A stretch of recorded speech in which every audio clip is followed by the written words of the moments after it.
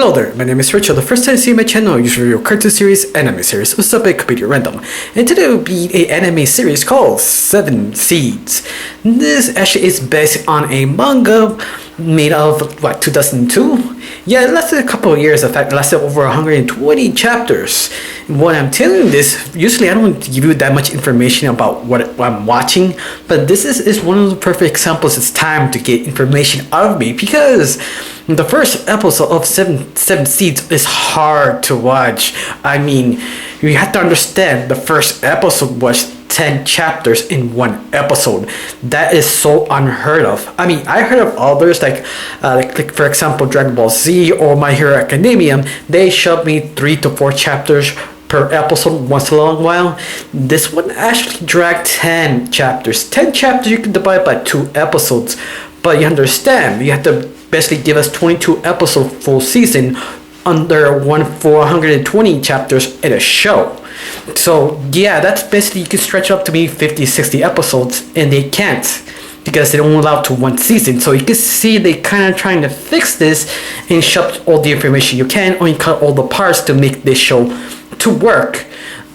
But it kind of failed the first episode because the character was so annoying, because there's some of the bad choices that make it kind of frustrating to see, especially they don't explain what's going on for the first episode. I recommend just skip the first episode because the second episode explains the situations and explains what they wanted to do to survive. And this review will be kind of spoilery-ish, just at least the main base of the idea of the show.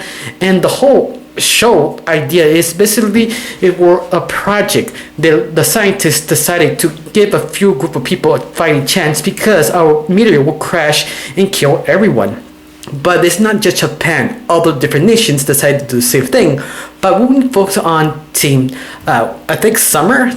But Team Summer, no, yeah, I don't know if it's Team Summer or Team Fall. I think Team Fall. Keep it with Team Fall. Anyway, Team Fall was probably the biggest group in any other country created.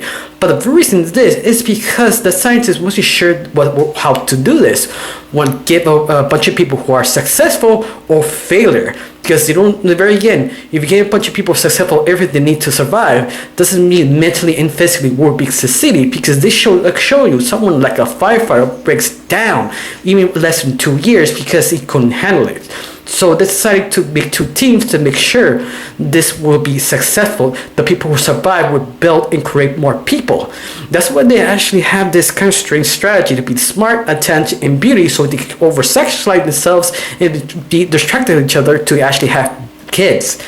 That itself sounds interesting, but the only problem is they jam too many things in one episode, at least the first one. And the fact is some of the timing, it kind of feels kind of like a time gap, not time gap, kind of like a fast forward time gap, because every time you see a sort of episode, like for example, they stuck on one island, next episode at a different island, that'd be okay. They explain, there'd be a week on this river, how long we have to do this to get to the next place.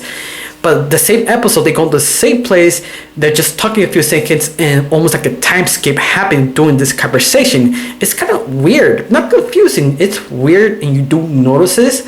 But other than this series, it's still watchable. It's not as amazing as Full Metal Alchemist or Death Note. It's not that great, but it's so entertaining, so refreshing, especially you see other animes right now in the fall and spring is basically isekai that is not very entertaining. You get kind of tired of watching that, but this one give you a very interesting idea what would happen if you give it certain tribes. You see their point of view of survival, especially you give them each one different times to wake up, because they were basically captured and put in this scenario to survive.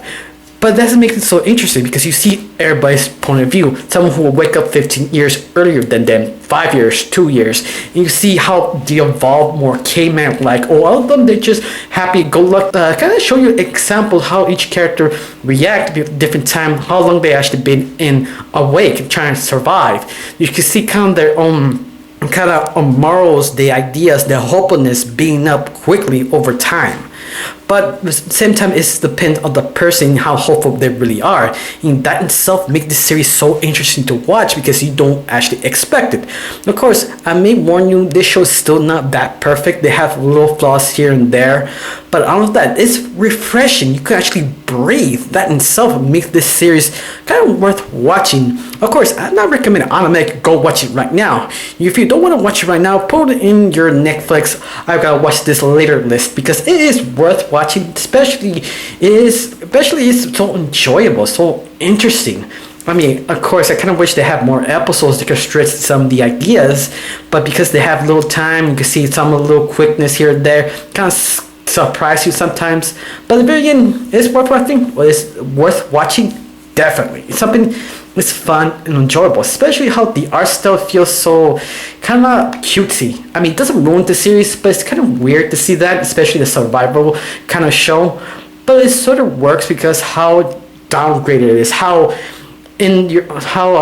real trying to be. Of course, sometimes they kind of forgot this trying to be a real show, but it kind of screwed up here and there because some of the writing. But all of that is still grounded. That's the perfect word I'm trying to figure it out. The perfect word I want to say. This show is grounded, and that's something that helps so much the show to watch. Now, anything else is bad about this series besides the first episode?